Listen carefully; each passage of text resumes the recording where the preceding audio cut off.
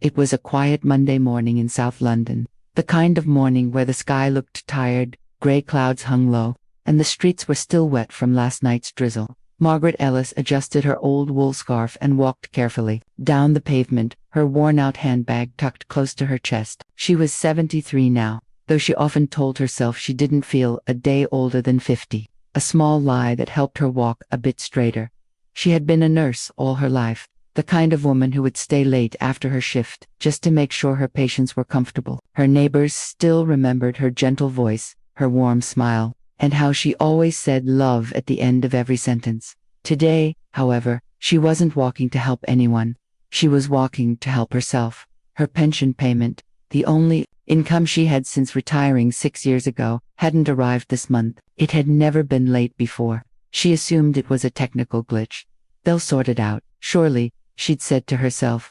So she made her way to Greenfield Bank, a modest branch on the corner of Rosehill Street, her steps echoing against the wet pavement. Inside, the bank smelled of paper, coffee, and disinfectant. A young clerk, barely in his 20s, sat behind the glass counter. Margaret smiled politely and handed over her documents. "Good morning, dear. I'm here to collect my pension. It should have been deposited last week." The boy looked at his screen, frowned, then bit his lip. "Just a moment, ma'am." Margaret stood patiently, holding the strap of her bag. A few minutes later, he looked up, not with relief, but hesitation. "I'm terribly sorry, Mrs. Ellis. It seems your account has been flagged for review. The payment's been put on hold." Margaret blinked. "On hold? But why?" "It doesn't say, ma'am. Just a note from the main office. You'll have to contact them for clarification." She tried to keep her voice steady. "But I've bills to pay, dear. And my electricity, they've already sent me a reminder."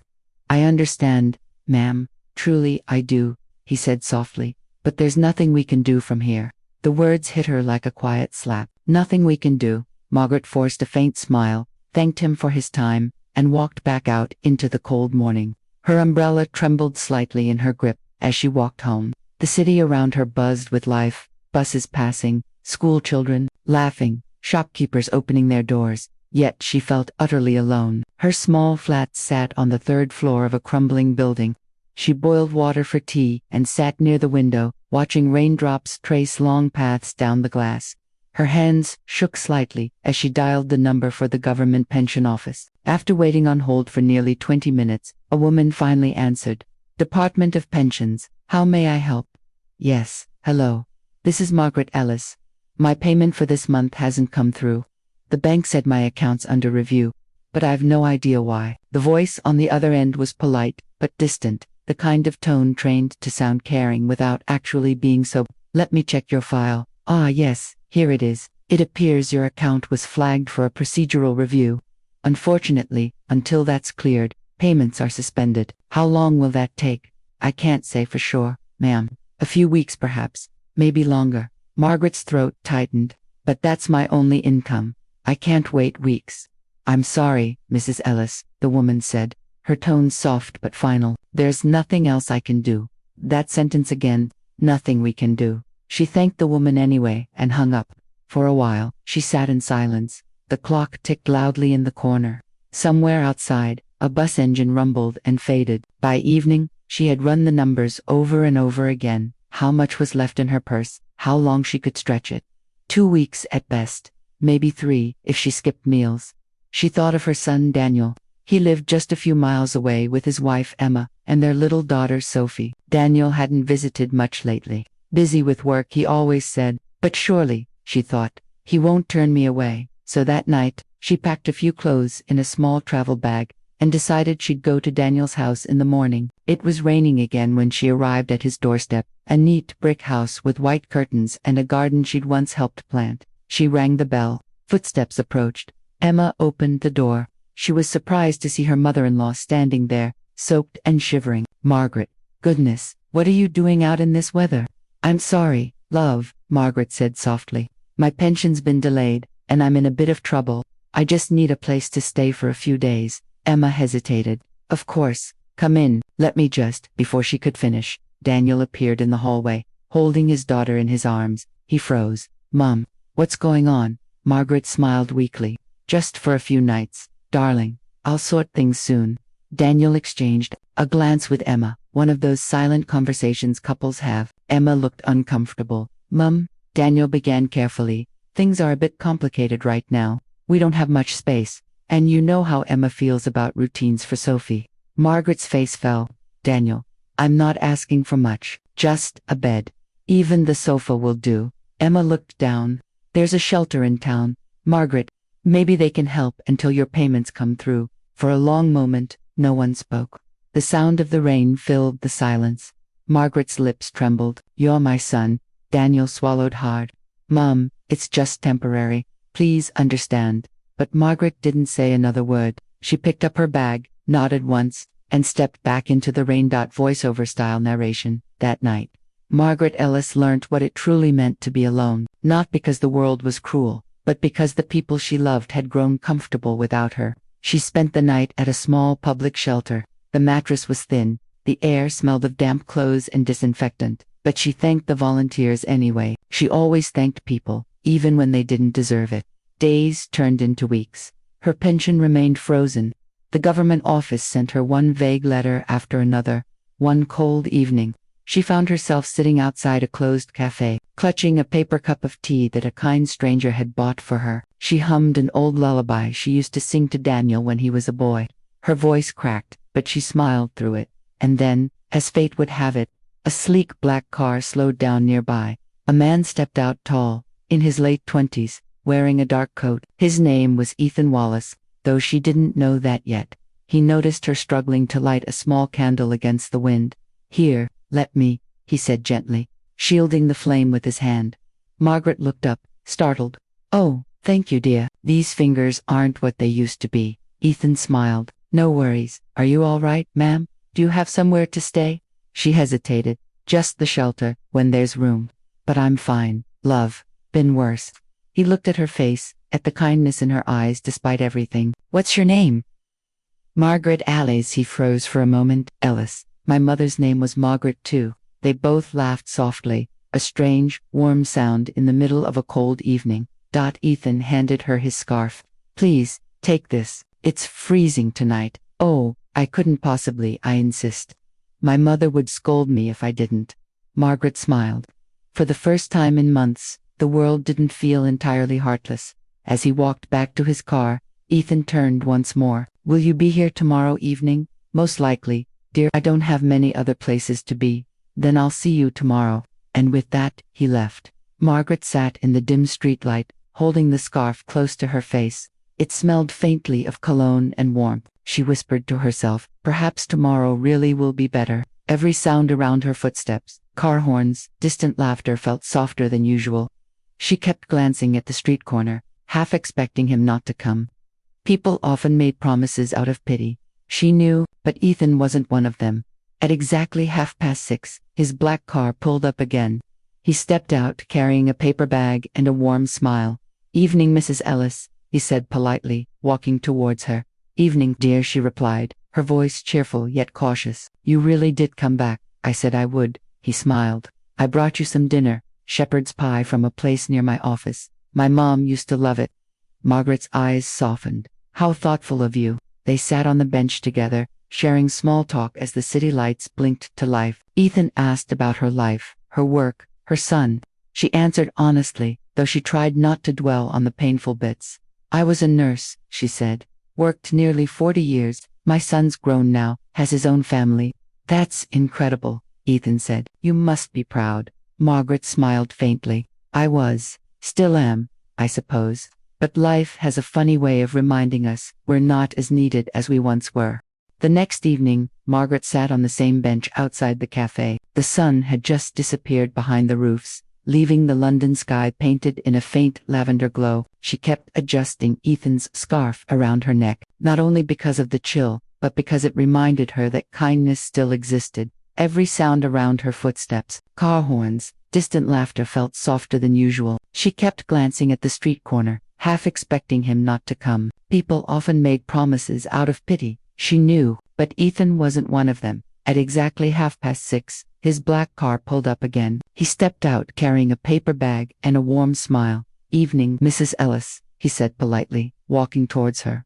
Evening, dear, she replied, her voice cheerful, yet cautious. You really did come back. I said I would, he smiled. I brought you some dinner, shepherd's pie from a place near my office. My mum used to love it. Margaret's eyes softened. How thoughtful of you. They sat on the bench together, sharing small talk as the city lights blinked to life. Ethan asked about her life, her work, her son. She answered honestly, though she tried not to dwell on the painful bits. I was a nurse, she said, worked nearly 40 years. My son's grown now, has his own family. That's incredible, Ethan said. You must be proud. Margaret smiled faintly. I was, still am, I suppose, but life has a funny way of reminding us we're not as needed as we once were. Ethan nodded quietly, sensing the sadness behind her words, voiceover style, in her trembling voice. He heard something familiar, that quiet ache of being forgotten too soon. They met again the next evening, and then again. What began as small talk over takeaway dinners slowly turned into hours of heartfelt conversation. Margaret told him stories of her nursing days, how she once stayed up 36 hours straight during a flu outbreak, how she still remembered the names of children she'd helped deliver. Ethan listened with admiration. You've probably saved more lives than I could ever count, he said. She chuckled. I only did what anyone with a heart would do. But then she added softly, funny thing though, when you give so much of yourself for years, you forget how to ask for help when you need it. That line stayed with him long after he dropped her off at the shelter that night. The next morning, Ethan couldn't focus at work. His company, Wallace Technologies, was one of London's fastest growing firms, but his mind wasn't on profits or meetings. It was on Margaret.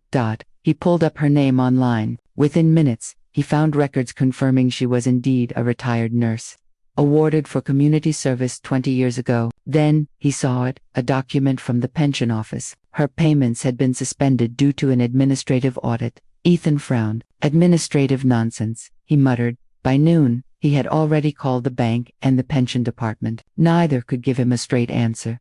She's an elderly woman who's being failed by your system, he said firmly to the government officer on the phone. I'm sorry, sir, came the robotic response, but we can't share private case details. He slammed the receiver down in frustration. That evening, Ethan visited Margaret again. She looked tired, sitting near the same spot. The shelter had been full that night. She'd slept on a church pew instead. You look exhausted, he said, concerned, double quotes. Oh, I've had worse, dear, she replied with a weak laugh. Come on, he said gently. I want to show you something. She hesitated. Where are we going? Just trust me. As the car drove through the quiet outskirts of London, Margaret watched the lights blur past the window. The streets turned wider, greener, calmer, until they reached a long driveway lined with oak trees. Ethan parked in front of a large countryside house, its warm lights glowing through the windows. Whose house is this? She asked softly. Mine, he said, smiling. Well, and yours, if you'll allow it. She blinked, startled. Mine, he nodded. I have more rooms than I could ever use, and you need somewhere to stay. Seems only fair. Margaret's lips trembled. I can't possibly. You can, he interrupted gently. I'd like you to. Inside, the house was beautiful but homely. Polished wooden floors, soft cream walls, and photos lining the shelves. Margaret paused by one frame, a picture of a woman with gentle eyes, holding a young boy in her arms. Is this your mother? She asked quietly. Ethan nodded. Yes, she passed away when I was 10. I'm so sorry, dear. He looked at the photograph for a long moment. You remind me of her, he said finally. The way you speak, the way you smile, even the way you hold your cup of tea. Margaret smiled shyly. That's quite the compliment. It's the truth, he said. When I first saw you that night, it felt like she'd sent you somehow. They stood in silence, the fire crackling softly nearby. Over the next few weeks, Margaret began to feel alive again. She helped the housekeeper with chores, tended to the garden, and even taught Ethan how to cook simple dishes. Less salt, dear, she'd say, laughing. You're trying to poison yourself. Ethan laughed back. Guess I've been living off takeaways too long. They grew comfortable around each other, a warmth neither had expected. He often worked from home now, and she'd bring him tea, just as she once did for her patients. One day, Ethan walked into the living room to find Margaret asleep on the sofa, an old photo album resting on her lap. He picked it up gently. Inside were black and white photographs. Margaret in her nursing uniform, Margaret holding a newborn baby, Margaret smiling beside a younger Daniel. He stopped at one picture, Daniel's graduation. The boy looked proud, his arm around her shoulders. Ethan smiled faintly. What happened, Daniel? He whispered. Margaret stirred. Oh, you found those, did you? I did, he said softly. You've lived such a beautiful life. She smiled wistfully. It was once, before everything changed. Do you still talk to your son? Margaret hesitated, then shook her head. Not really. He has his own life. His wife never liked me much, thought I was a burden. Ethan's expression darkened. No parent should ever be treated that way. Oh, don't be too hard on him, she said kindly. He's a good boy at heart, just lost. A few days later, Ethan took Margaret back to the bank. This time, he walked in with confidence, tailored coat.com tone, but firm eyes. The same young clerk looked startled to see them. Mrs. Ellis, he said quickly, we've been meaning to contact you. Ethan placed a document on the counter. You'll release her funds today, he said, his voice steady but cold. The pension department confirmed the suspension was an error. You've caused her unnecessary distress. The clerk stammered. Of course, I'll process it right away. Margaret looked at Ethan, her eyes full of disbelief. You did all this for me. He smiled softly. Consider it my way of saying thank you. Thank you for reminding me what real kindness looks like. That night, back at the house, Margaret sat by the fire, knitting a scarf. Ethan joined her with 2 cups of cocoa.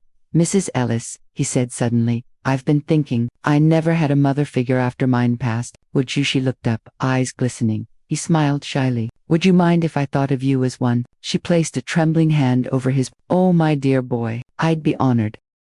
The winter chill had started to soften over London. Days were still gray, but the evenings carried a gentler kind of light, the kind that promised spring wasn't far. Inside Ethan's house, that light spilled through the tall windows, dancing across the living room, where Margaret sat knitting by the fire. Ethan entered with a grin. You're up early, he said, setting his coffee mug down. Margaret looked up from her knitting. Old habits, dear. Hospitals trained me to wake before the sun. He chuckled. You could have fooled me. You've been working harder than my whole office combined. Oh, nonsense, she said, smiling warmly. Keeping busy keeps me young. Every morning followed a rhythm. Margaret prepared breakfast. Ethan read the paper. They would talk about everything from politics to poetry, from the best tea blends to their favorite childhood memories. One morning, Ethan found her humming an old tune in the kitchen. What song is that? He asked. Oh, just something my mother used to sing while cleaning, she said. Funny how music stays with you, even when people don't. Ethan leaned against the counter, watching her. You know, he said softly, you've changed this place. How so? It used to feel empty, too clean, too quiet. Now it feels alive. Margaret blushed faintly. Well, I'm glad to hear that. A home shouldn't feel like a museum. That afternoon, Ethan's assistant, Clara, dropped by to discuss a project. She noticed Margaret in the hallway, arranging flowers. Who's that? Clara whispered later. Ethan smiled. That's Mrs. Ellis. She's staying with me for a while. Clara raised an eyebrow. You mean the Mrs. Ellis, the one from that pension scandal in the papers last week? He frowned. What papers? Clara quickly pulled out her phone and showed him the headline. Elderly woman denied pension, left homeless in Systemera. Former NHS nurse struggles while officials pass blame. Ethan's eyes widened. That's her. Clara scrolled down. There's a photo too. Looks like someone took it outside the bank the day you confronted them. He leaned back, speechless. So it's already public. Quite viral, actually, she said. People are furious at the pension office. That evening, Ethan showed Margaret the article. Her hands trembled as she read it. Oh dear, she whispered. I didn't want anyone to know. Margaret, this isn't bad, Ethan said. People are supporting you. Look at this. Hundreds of comments, all calling you brave. She looked overwhelmed. I never wanted attention. I only wanted what was mine. I know, he said gently, but maybe this is bigger than just you. Maybe it's about all the others going through the same thing. She stayed quiet for a long while, staring into the fire. Then she nodded. If my story helps someone else, then perhaps it's worth it. Days later, the media began searching for her. Reporters gathered near Ethan's gate, calling her name. One morning, a BBC crew requested an interview. Ethan was hesitant, but Margaret agreed. I have nothing to hide, she said calmly. If telling my story makes a difference, I'll do it. They filmed in the garden, Margaret sitting on a wooden bench, wearing a soft blue cardigan and Ethan's scarf. Her voice trembled slightly as she spoke. I gave my life to helping others, and when I needed help, I was told to fill out another form. I don't blame anyone, but I do believe the system has forgotten its heart. When the interview aired, it struck a chord across the country. Viewers flooded social media with the hashtag Justice for Margaret. Donations poured in. The pension office issued a public apology. A week later, Ethan came home carrying a letter. "Margaret," he said excitedly, "you've got official news." She adjusted her glasses and unfolded the letter. Her eyes widened. "My pension's been restored, and they're paying me back for all the missed months." Ethan grinned. "You see, the world remembered." She laughed softly, wiping away a tear. "Seems miracles do happen, just not always in churches." They both laughed. The room filled with light. A few days later, an unexpected visitor arrived. Daniel, her son. Ethan opened the door and froze as the man introduced himself. "I'm Daniel Ellis," he said awkwardly. "I'm looking for my mother." Ethan studied him for a moment, then called out, "Margaret." She appeared from the hallway, holding a cup of tea. Her hand shook when she saw him. "Daniel, Mum," he said quietly. I saw the news. I had no idea things had gone that far." Her expression was unreadable. "You never asked." He looked down.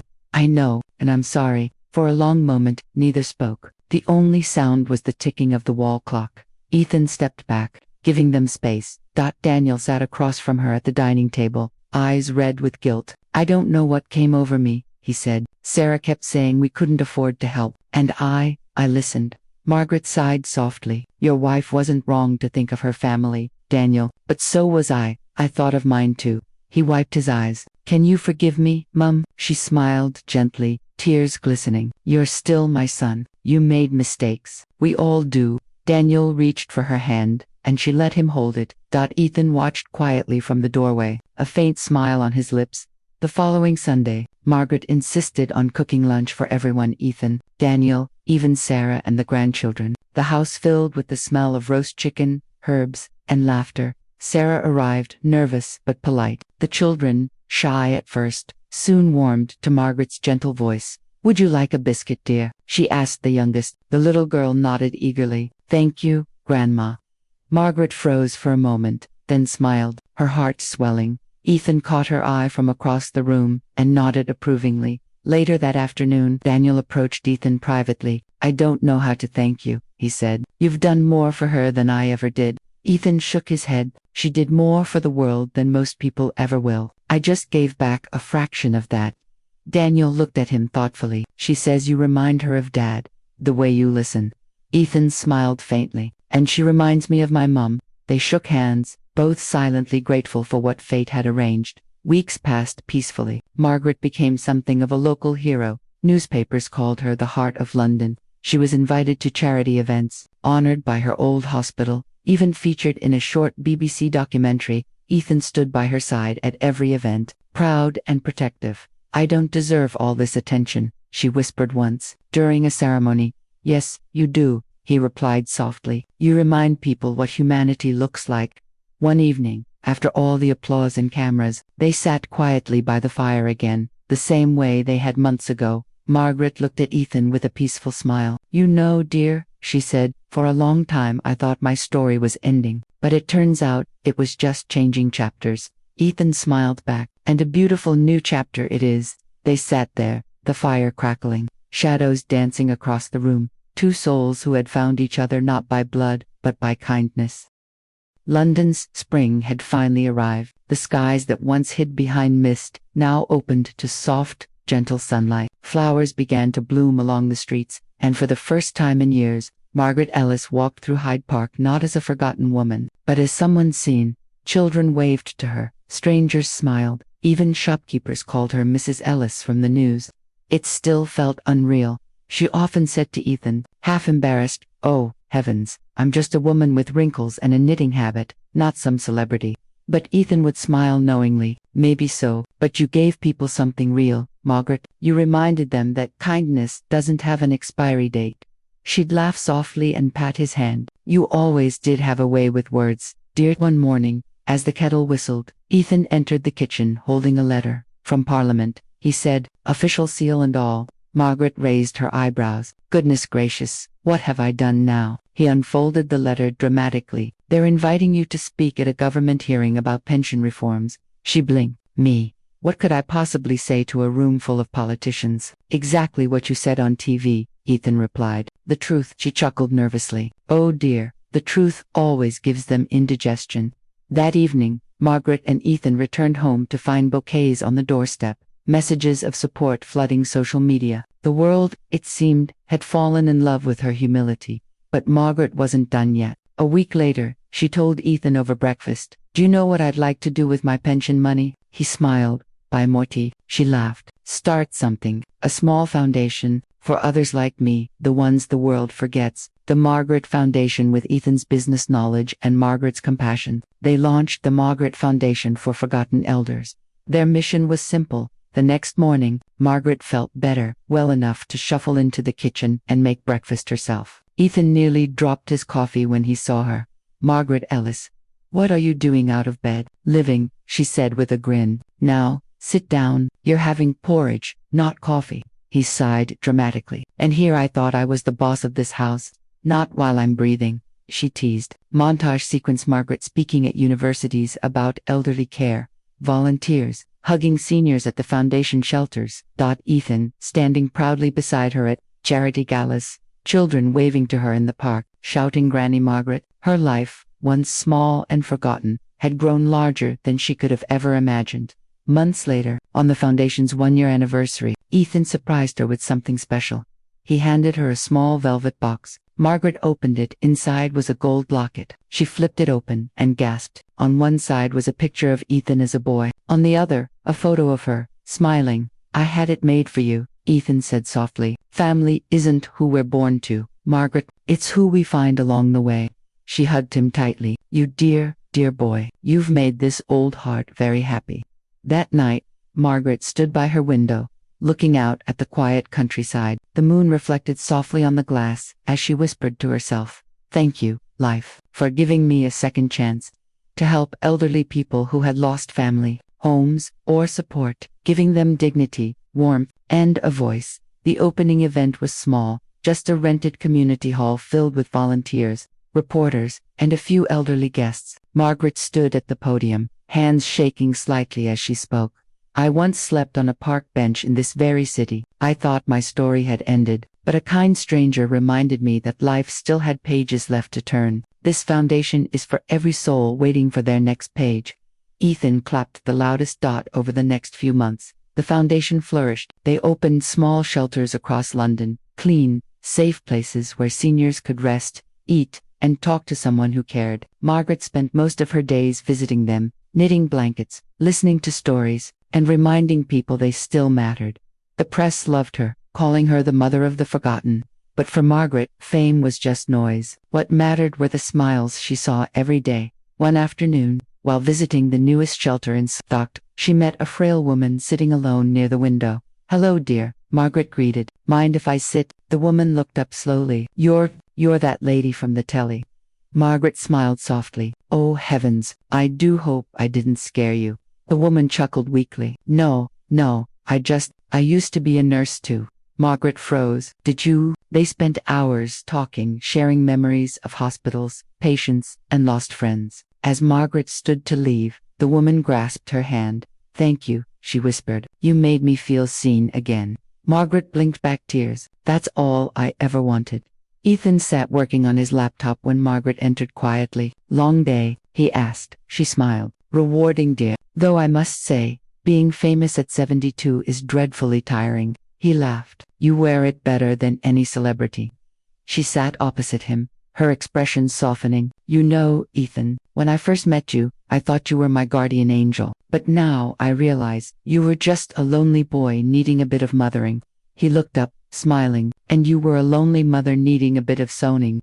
They both laughed warmly. Weeks later, a storm rolled through the countryside. Margaret caught a light cold from visiting a shelter. Nothing serious, but Ethan insisted she rest. She stayed in bed, surrounded by flowers and the steady hum of rain against the window.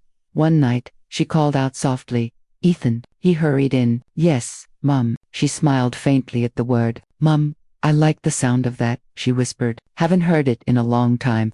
He sat by her side, holding her hand. "You'll hear it for many more years." she chuckled quietly. Maybe. But even if not, you've given me more than I ever dreamed of.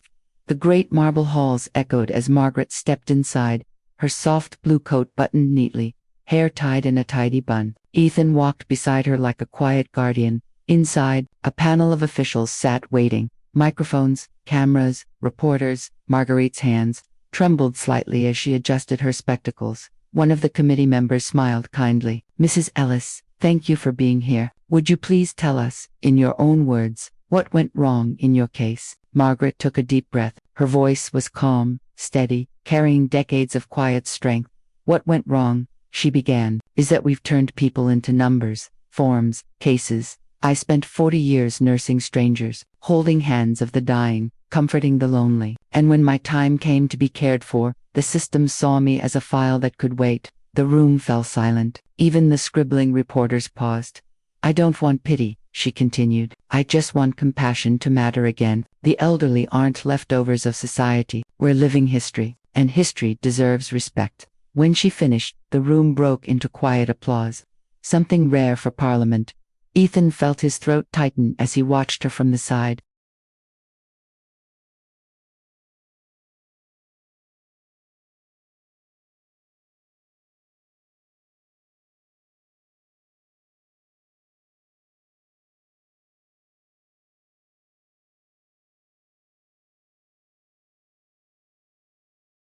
The air over the English countryside carried that calm, golden stillness of late summer, when evenings are long and soft, and everything seems to breathe slower. In Ethan Wallace's estate, laughter and the smell of baking filled the kitchen. Margaret Ellis stood near the oven, pulling out a tray of scones with her usual gentle precision. Her hair, now silver and soft, shimmered in the sunlight streaming through the window. Ethan leaned against the counter, grinning. You do realize, he said, these scones have ruined me. No bakery will ever compare again. Margaret chuckled. Then, I suppose I'll just have to live forever to keep you fed. He smiled. Deal. It had been 3 years since Margaret first stepped into his life. 3 years since a homeless, forgotten woman had found a home and a son in the most unexpected way. The Margaret Foundation had grown into one of Britain's most beloved charities. Shelters now operated in Manchester, Birmingham, and Glasgow. Universities invited her to speak about dignity and aging. Politicians quoted her words in Parliament. But despite all the praise, Margaret always said the same thing. I'm not a saint, dear. I'm just someone who got a second chance and decided to pass it on. Scene, the Foundation Gala, London City Hall. The Grand Hall sparkled with chandeliers. Guests in elegant suits mingled while cameras flashed. Margaret, wearing a soft lavender gown, looked both proud and overwhelmed. Ethan escorted her to the stage as the host announced, Ladies and gentlemen, please welcome the founder of the Margaret Foundation, a woman who turned heartbreak into hope. Applause filled the hall. Margaret approached the microphone, steady despite her age. Her voice carried the warmth of someone who had lived through storms and sunshine alike. A few years ago, I was invisible, she began softly, a name on a file that no one cared to read. But then, kindness found me, and because of that kindness, hundreds of others now have beds to sleep in, hands to hold, and reasons to smile again. Her eyes found Ethan in the crowd. He nodded proudly. If I've learned anything, she continued, it's that love isn't lost when we grow old. It only changes form. Sometimes, we lose family by blood, but if we're lucky, we find it again, in the hearts of strangers. Tears glistened across the audience. Cameras clicked. Margaret ended her speech with a line that would later become famous across Britain. Don't forget the ones who built your world, because someday, you'll want someone to remember you, too. That night, after the gala, Ethan drove her home through the quiet London streets. They didn't speak much. The air was filled with peaceful silence. That as the car passed by the Thames, Margaret smiled faintly. Do you know, dear, she said, I sometimes still dream of those cold benches, but then I wake up here, and I remember. Kindness won. Ethan reached over, squeezing her hand. It always will, Mum. Scene, the garden. Late evening. The garden behind the estate had become Margaret's favorite place. Roses bloomed around a small pond, and fairy lights twinkled in the hedges. She sat on the bench where she and Ethan often talked. The golden locket, the one he'd given her, hung around her neck. Daniel arrived quietly, carrying his daughter in his arms. Mum, he said softly, someone wanted to say goodnight. The little girl ran to Margaret, hugging her legs. "Good night, Grandma." Margaret kissed her forehead, smiling warmly. "Sleep well, my little sunshine." Daniel lingered. "Mom, I wanted to thank you again for forgiving me." Margaret looked up at him. "You don't have to thank me, love. That's what mothers do." He swallowed hard. "I'm trying to be better. Sarah and we're both volunteering at the foundation now." Her face lit up. "That's wonderful." He smiled. "Ethan said you're starting a new project." "Yes," she said. "A village home. Not just shelters, proper cottages, where elders can live together like family. Gardens, music, laughter, not loneliness." Daniel nodded. "You're changing lives, Mum." Margaret chuckled softly. "Oh, I'm just trying to make the world a little kinder before I leave it." Montage sequence narrated with soft music. Volunteers painting the walls of new cottages. Margaret teaching children how to knit. Ethan and Daniel working side by side, smiling. Seniors planting flowers, laughing in sunlight. A plaque being unveiled. The Ellis Community Village, founded with love, by Margaret Ellis. Voiceover narration. What began as one woman's struggle became a movement. A reminder that even the forgotten can build something unforgettable. Scene, 1 year later. Early morning. Margaret's health had grown fragile, but her spirit remained unshaken. She sat by the window, sipping tea as Ethan entered with a bouquet of daisies, her favorite. "For you, Mom," he said softly. "Ah, you remembered," she smiled. "I always said daisies are humble flowers. They don't ask for attention, they just bloom quietly." He placed them in a vase beside her. "Just like you," she chuckled. "Flattery won't get you out of doing the dishes, dear." They both laughed. But, later that day, a reporter visited to film a short documentary update on her foundation. Margaret sat in her favorite armchair, sunlight glowing through lace curtains. The interviewer asked, "Mrs. Ellis, if you could send one message to your younger self, the woman sitting alone outside that bank years ago, what would you tell her?" Margaret thought for a long moment, her eyes glistening. "I'd tell her that she was never alone, not really, that even in her darkest hour, life was preparing something beautiful for her, and that one day, she'd understand why everything happened the way it did." The interviewer smiled. "And do you think she'd believe you?" Margaret chuckled softly. "Oh, heavens no. She was terribly stubborn." They both laughed as the camera faded out. Scene. The final morning. The next morning dawned calm and golden. Birds sang outside the window. Ethan entered quietly with breakfast, but paused. Margaret sat peacefully in her chair, eyes closed, hands resting over her locket, a soft smile on her lips. The teacup beside her was still warm. He set the tray down slowly, realizing she was gone. His eyes filled with tears, but there was no sadness in them, only gratitude. He knelt beside her and whispered, "Thank you, Mum, for everything." Cut to 1 year later, the Foundation Memorial Garden. Statues stood in the middle of a blooming rose garden. Margaret Ellis, 1948 a 2024. A heart that remembered everyone. Ethan stood before it, wearing the same scarf she'd once knitted. Children played nearby. Seniors tended the flowers. Daniel approached, holding his daughter's hand. "She'd be proud," he said quietly. Ethan smiled. "She'd probably scold us for making such a fuss." They both laughed softly. She came into his life as a stranger. She left it as a mother. And though time took her away, her kindness remained stitched into every blanket, every smile, every life she touched. Forgotten by blood, found by fate, remembered forever. Final scene. Fade out. The camera pans across the village. Margaret built. Elderly people laughing together in gardens. Volunteers serving tea. Children running between cottages. Soft piano music plays as Ethan's voice narrates. "Love doesn't end when we're gone. It lives on, in the hearts we leave behind." The screen fades to black. Text on screen. "In memory of every elder who gave their life to caring for others, and deserves the same in return."